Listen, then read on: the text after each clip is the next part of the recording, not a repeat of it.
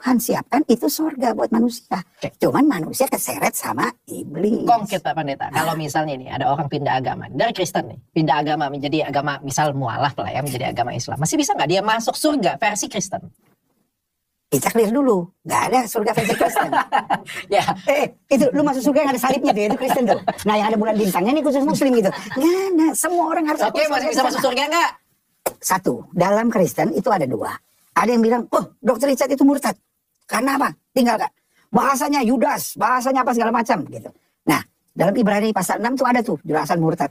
Tapi yang kedua bisa dibilang anak yang hilang. Anak yang hilang itu lari. Lari aja gitu. Lari. Pak Gilbert tidak bisa menjelaskan, memberikan jawaban ya atau tidak. Mutar-mutar, saudara. Saya nggak tahu apa maksudnya. Tapi saya ingin berkata seperti ini. Jawabannya adalah, Shalom saudara terkasih dalam Tuhan Yesus Kristus. Salam jumpa bagi saudara seiman dimanapun saat ini berada di seluruh wilayah Indonesia dan di luar Indonesia. Saya berdoa roh, jiwa, dan tubuh saudaraku dalam perlindungan Tuhan kita Yesus Kristus. Dia adalah Tuhan yang benar. Dia pencipta alam semesta. Alkitab berkata di dalam Matius bahwa dia berkuasa di surga dan di bumi. Artinya apa? Yesus adalah Tuhan. Itu kesimpulannya saudaraku. Ya. Kepada aku diberikan segala kuasa di surga dan di bumi. Ya, saudara paham? Nah, saya masih ingin berkomentar terkait video Dr. Richard dan Pak Gilbert. Ya. Pertanyaan daripada Dr. Richard kepada Pak Gilbert. Ya. Dia bertanya seperti ini. Nah, ketika misalnya seorang yang telah mualaf atau meninggalkan iman Kristen, dari versi Kristen, apakah dia selamat atau tidak? Pak Gilbert tidak bisa menjelaskan, memberikan jawaban ya atau tidak. Mutar-mutar, saudara. Saya nggak tahu apa maksudnya. Tapi saya ingin berkata seperti ini. Jawabannya adalah, ketika orang telah meninggalkan iman kepada Kristus, artinya dia tidak ada lagi di dalam anugerah, karena dia namanya murtad dan meninggalkan kasih karunia dan berpaling. Berarti dalam iman Kristen tidak bisa diselamatkan. Ya. Karena itu Alkitab berkata, tetaplah kerjakan keselamatanmu. Saya heran, dokter selama menjadi orang percaya, apakah tidak pernah membaca Alkitab?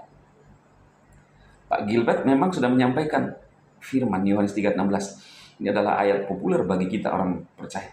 Karena begitu besar kasih Elohim akan dunia ini, sehingga ia telah mengaruniakan anaknya yang tunggal, supaya setiap orang yang percaya kepadanya tidak binasa, melainkan beroleh hidup yang kekal. Supaya itu adalah bersyarat, saudara. Supaya setiap orang percaya. Hanya orang yang percaya kepada Yesus. Nah, kemudian saudara, sebelum Yesus terangkat ke surga, dia berpesan kepada murid-muridnya. Di dalam Markus 16 ayat 15, 16, 17. Lalu ia berkata kepada mereka, pergilah ke seluruh dunia, beritakanlah Injil kepada segala makhluk. Makhluk ini saudara berbicara orang-orang yang hidup manusia. Ya. Siapa yang percaya dan dibaptis akan diselamatkan. Apa yang mereka ingin beritakan? Injil. Injil apa? Kerajaan Kristus. Injil tentang kebangkitan Yesus. Bahwa dia telah datang untuk menebus dosa manusia. Siapa yang percaya dan dibaptis akan diselamatkan. Jadi di sini kembali ada kata bersyarat. Siapa yang percaya dan dibaptis. Kenapa selalu ada dibaptisnya, saudara? Karena itu adalah tanda pertobatan. Ingat di dalam Injil Markus, Yohanes Pembaptis berseru-seru di padang gurun mengatakan, bertobatlah dan berilah dirimu dibaptis supaya Elohim mengampuni dosamu. Baptisan itu adalah tanda pertobatan. Kita menyadari bahwa kita adalah orang yang berdosa, maka kita memberikan diri kita untuk dibaptis. Itu adalah sebagai tanda kita masuk dalam kehidupan yang baru. Sekali lagi di sini, ya, ingat, siapa yang percaya dan dibaptis akan diselamatkan. Tetapi siapa yang tidak percaya akan dihukum. Jadi jelas, saudaraku, yang tidak percaya itu akan dihukum. Ini adalah pesan Tuhan Yesus sebelum dia terangkat ke surga untuk murid-muridnya. Berarti ini adalah hal yang penting. Amanat agung untuk murid-muridnya. Bukan cuma kepada murid-muridnya, untuk saudara dan saya. Makanya itu kita perlu memberitakan Injil keselamatan. Supaya semua orang yang percaya lalu dibaptis akan diselamatkan. Kalau tidak percaya, dihukum.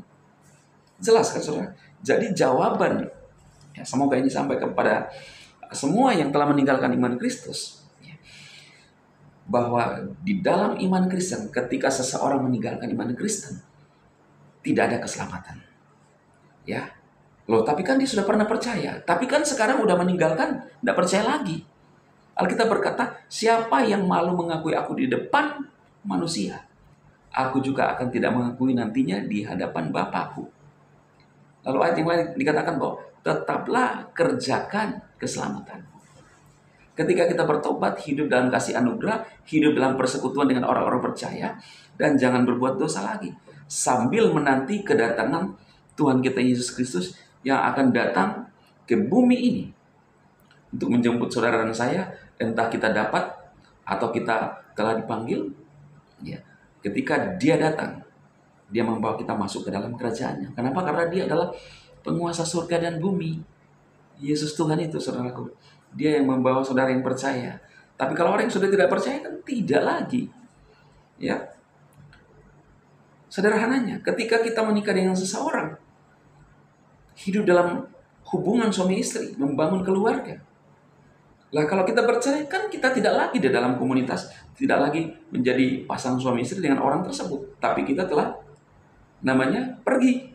Sama halnya dengan iman Kristen. Kalau kita meninggalkan Kristus, maka keselamatan tidak tersedia lagi bagi orang yang meninggalkan Kristus. Artinya kan dia namanya murtad dalam iman Kristen, saudaraku ya. Silakan saudara share video ini supaya saudara paham, jangan sampai saudara mempermainkan keselamatan. Ya, karena itu tidak ada keselamatan di luar Kristus. Ya, hanya bagi orang yang percaya, supaya yang percaya tidak binasa. Ya, Kisah 4 ayat 12, tidak ada nama lain yang diberikan kepada manusia di bawah kolong langit ini.